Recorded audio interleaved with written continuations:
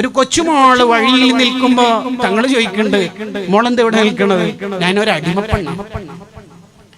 എന്റെ യജമാനൻ 2 ദിർഹം എന്റെ കയ്യിൽ തന്നിട്ട് സാധനം വാങ്ങാൻ വെച്ചതാ, നഷ്ടപ്പെട്ടു, മിസ്സായി. അതിനാണോ കരയണത്? എടുത്തു കൊടുത്തു 2 ദിർഹം. കരച്ചിൽ അടങ്ങിയിട്ടില്ല. പിന്നെ എന്തിനാ മോള് കരയണത്? എന്തിനാ പിന്നെയും കരയണത്? അത് കുറെ സമയമായി നഷ്ടപ്പെട്ടിട്ട് പരതാൻ തുടങ്ങിയിട്ട്. സമയമേറെ ആയതുകൊണ്ട് വീട്ടുകാര് പൂനി അവരെന്നെ അടിക്കുമെന്ന് പേടിയുണ്ട്. മോളെ വീട് എവിടെ? കുറച്ചകലെയാ. വരി. നടന്നു വെയിലത്ത് നടക്കാൻ തുടങ്ങി. നടന്നു ഒരു സഹാബിയുടെ വീട്ടിലെത്തി. ഇതാണ് വീട് എന്ന് പറഞ്ഞെടുത്തപ്പോ സലാം പറഞ്ഞു. മടക്കണ കേൾക്കണില്ല. രണ്ടാമത് പറഞ്ഞു, മടക്കുന്ന കേൾക്കുന്നില്ല. മൂന്നാമത് പറഞ്ഞപ്പോ സഹാബി ഉറക്കെ മടക്കിയിട്ട് പുറത്തേക്ക് വന്നു. എന്നിട്ടും മടക്കിയ സഹാബി പറഞ്ഞു, നബിയെ, ഒന്നാമത്തെ രണ്ടാമത്തെ സലാം നമ്മൾ മടക്കിയിട്ടുണ്ട്. പിന്നെ തങ്ങളുടെ ദുആ കുറെ ഇനിയും കിട്ടട്ടെ എന്ന് വിചാരിച്ചിട്ട് ഒന്നാമത്തെ രണ്ടാമത്തെ കുറച്ച് സൗണ്ട് കുറച്ചതാ. മൂന്നാമത്തതും കൂടി അങ്ങനെ ആയാലും തങ്ങൾ തിരിച്ചു പോവല്ലോ, ആരും ഇല്ലാന്ന് വിചാരിച്ചിട്ട്. തങ്ങൾ എന്താ വന്നത്? ഈ കുട്ടി നിങ്ങളെ വീട്ടിലെ അടിമപ്പെണ്ണ്. അതെ. 2 ദിർഹം കൊടുത്തിട്ട് സാധനം വാങ്ങാൻ അയച്ചതായിരുന്നു അല്ലേ? അതെ. അത് മിസ്സായിട്ട് ഞാൻ കൊടുത്തു. പിന്നെ ആ മോള് കരയുണ്ട്. നിങ്ങള് ഈ കുട്ടി ലേറ്റ് ആയതിന് അടിക്കോന്ന് പേടിച്ചിട്ട് കരയുന്നുണ്ട്.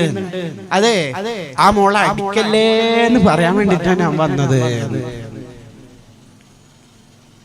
അതാ നമ്മളെ നേതാവ്. ആർക്കും വേദന ഉണ്ടാക്കരുതെന്ന് ചിന്തിച്ച നേതാവ്. ആ നേതാവിനെ വിഷമിപ്പിക്കാനാണോ നമ്മൾ ഇറങ്ങണത്? ഫോൺ എടുത്തിട്ട് ഹറാമുമായിട്ട് അരുത് കൂട്ടരെ. ഞാനൊരു ചരിത്രം പറയാം. ത്വൽഹത്ത് ബിൻ ബറാഅ റളിയല്ലാഹു അൻഹു രോഗിയായി കിടക്കുകയാണ്. അൽ-ഇസ്വാബ ഫീ തമീസ് സ്വഹാബയിൽ കാണാം. മുത്തനബി സല്ലല്ലാഹു അലൈഹി വസല്ലം തങ്ങൾ കാണാൻ ചെന്നു. സ്വഹാബി ഉറങ്ങുകയാണ്. ഉറക്കത്തിൽ ഏതായാലും വിളിക്കണ്ടല്ലോ, രോഗിയല്ലേ. എപ്പോഴെങ്കിലാണ് അവർക്ക് ഉറക്കം കിട്ടുക. ഞെട്ടിയാൽ എന്നെ അറിയിക്കണം. കുടുംബക്കാരോട് പറഞ്ഞു, അത് എത്ര പാതിരാത്രിയാണെങ്കിലും എന്നെ അറിയിക്കണം. കാരണം ഈ സഹാബി ഉറക്കത്തുനിന്ന് ഞെട്ടി പിന്നെ ഉണർന്ന് പിന്നെ അടുത്തൊരു ഉറക്കുണ്ടാവില്ല, അതിന്റെ ഉള്ളിൽ മരണപ്പെടും, വഫാത്താവും. നമ്മൾക്കൊന്ന് കാണാലോ എന്ന് പറഞ്ഞ് തങ്ങൾ പോയി. പാതിരാത്രി ആ സഹാബി ഉറക്കത്തുനിന്ന് ഞെട്ടി. മുത്തനബി സല്ലല്ലാഹു അലൈഹി വസല്ലം തങ്ങൾ വന്ന വിവരമൊക്കെ കുടുംബക്കാര് പറഞ്ഞു. നിങ്ങള് ഉറക്കത്തുനിന്ന് ഉണർന്നാൽ തങ്ങളെ വിളിക്കാൻ ഇൻഫോം ചെയ്യാൻ പറഞ്ഞിരുന്നു എന്ന് പറഞ്ഞപ്പോ വേണ്ട, ഈ പാതിരാത്രിക്ക് തങ്ങളെ ബുദ്ധിമുട്ടിക്കണ്ട, പറയണ്ടെന്ന് കരുതിയ കാര്യമാണെങ്കിലും പറയേണ്ടി വന്നു. നിങ്ങൾ അടുത്തൊരു നിമിഷം മരണപ്പെടും, അതിന്റെ ഉള്ളിൽ തങ്ങൾക്ക് നിങ്ങളെ കാണാലോ, നിങ്ങൾ തങ്ങളെയും കാണാലോ എന്ന്. അപ്പൊ വിളിക്കട്ടെ. അപ്പൊ സാഹിബ് പറഞ്ഞെന്താ അറിയോ? വേണ്ട, ഞാൻ വിളിക്കാൻ വിടൂല. എന്തേ? ഈ പാതിരാത്രി തങ്ങൾ വരുന്ന സമയത്ത് അവിടുത്തെ ഷറഫാക്കപ്പെട്ട കാലിന് വല്ല മുഖം കുത്തിയാലോ, വല്ല ഇഴജന്തുക്കളും കടിച്ചാലോ, വല്ല ശത്രുക്കളും വേദനിപ്പിച്ചാലോ അതൊന്നും ഈ ത്വൽഹക്ക് സഹിക്കൂല. എനിക്ക് വേണ്ടല്ലോ തങ്ങൾ വേദനിക്കാനുള്ള ഒരു സാധ്യത ഉണ്ടാവരുത് എന്ന് പറഞ്ഞു ഓരി പോയി. വഫാത്തായി, ഈ ലോകത്തുനിന്ന് വിട പറഞ്ഞു. രാവിലെ സഹാബിയുടെ ജനാസ പള്ളിയിലേക്ക് കൊണ്ടുവന്നു. കുടുംബക്കാരോട് മുത്തനബി സല്ലല്ലാഹു അലൈഹി വസല്ലം തങ്ങൾ ചോദിച്ചു, ഒരു ഉറക്കത്തിന് ഞെട്ടിയില്ലായിരുന്നു? കിട്ടിയിരുന്നു. നിങ്ങൾ തന്നെ വിളിക്കാതിരുന്നത്? അനുവദിച്ചില്ല. എന്തേ? തങ്ങൾ ആ പാതിരാത്രിക്ക് വരുമ്പോ അവിടുത്തെ ഷറഫാക്കപ്പെട്ട കാലിന് വല്ല മുള്ള്, വല്ല കല്ല്, വല്ല ഇഴജന്തുക്കൾ, വല്ല ശത്രുക്കൾ എന്തേലും ചെയ്താലോ എന്ന് പറഞ്ഞിട്ട് ഒരു പോയിരുന്നു. മഹബത്ത് ഉള്ളവർക്ക് മഹബൂബിനെ വേദനിപ്പിക്കാനാവില്ല. ഇത് കേട്ടപ്പോ തങ്ങൾ 2 കൈയും ഉയർത്തിയിട്ട് ഒരു ദുആ, അല്ലാഹുമ്മ അൽഖി ത്വൽഹ വ അൻത റാളിൻ അൻഹു. എന്റെ ത്വൽഹ ഇവിടുന്ന് വണ്ടി വിട്ടിട്ടുണ്ട്, സ്വർഗ്ഗത്തിൽ പ്രൗഢ സ്വീകരണം തന്നെ കൊടുത്തേക്കണേ റബ്ബേ എന്നും പറഞ്ഞിട്ടുണ്ട്. അതാ കൂട്ടരെ മഹബത്ത്. എന്റെ ഹബീബിന് വിഷമുണ്ടാവുന്ന ഒന്നും ഞാൻ ചെയ്യില്ലെന്ന് അങ്ങോട്ട് തീരുമാനിച്ചാൽ ഫേസ്ബുക്കിലെ അനാവശ്യ ചർച്ചകളിൽ, നാട്ടിൻ പുറങ്ങളിലെ ഹറാമുകളിൽ, സോഷ്യൽ മീഡിയയിലെ തെറ്റുകുറ്റങ്ങളിൽ മുഹിബിന്റെ കണ്ണിന് കാതിന് നേരം കൊടുക്കാൻ സമയം കിട്ടൂല.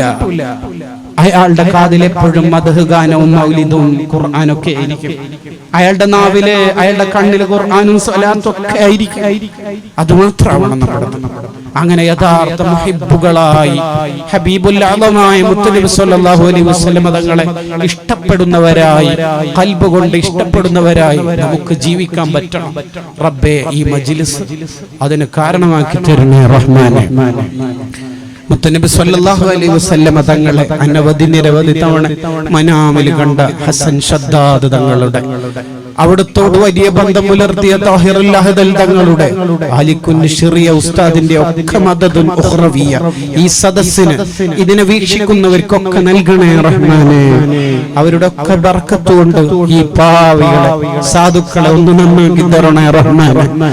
എല്ലാ നല്ല മജ്ലിസിലും പങ്കെടുക്കുമ്പോൾ വിചാരിക്കും ഇതോടെ ഒന്ന് നന്നാവണം, തെറ്റൊക്കെ പൊറുപ്പിക്കണം, ഇനി അങ്ങോട്ട് നന്നാവണം എന്ന് വിചാരിക്കും.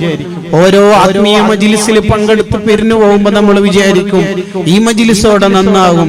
2 ദിവസം കഴിഞ്ഞാൽ അതിന്റെ വോൾട്ടേജ് നഷ്ടപ്പെടും, വീണ്ടും തെറ്റിലേക്ക്. എത്ര കാലമായി ഈ പൊട്ടൻ ജീവിതം നമ്മൾ ഇങ്ങനെ തുടർത്തിക്കൊണ്ടുപോകുന്നു. ഇതൊക്കെ ഒന്ന് നിർത്തി ഈ ഒരു മജ്ലിസുൽ മുബാറക്കയുടെ ബർക്കത്ത് നമ്മളെ ഒന്ന് നന്നാക്കി തരണേ റഹ്മാനെ. 100 ആളെ കൊന്നയാൾക്ക് നീ തൗബ കൊടുത്തിട്ടുണ്ട്, പ്രായം സായം സന്ധിയിലെത്തിയവരെ നീ സൂഫിയാക്കളാക്കിയിട്ടുണ്ട്. അതൊക്കെ മാറ്റിമറിച്ച റബ്ബാണ് നീ. ഈ മജ്ലിസിന്റെ ബർക്കത്തുണ്ട്, ഇത് തുടങ്ങി തന്ന സ്വബാഹി റിഫായിയുടെ പൊരുത്തം തന്ന ഹസൻ ഷദ്ദാദ് തങ്ങളുടെ ഒക്കെ ബർക്കത്തുണ്ട്. നമ്മളെ നീ നന്നാക്കി തരണേ റഹ്മാനേ.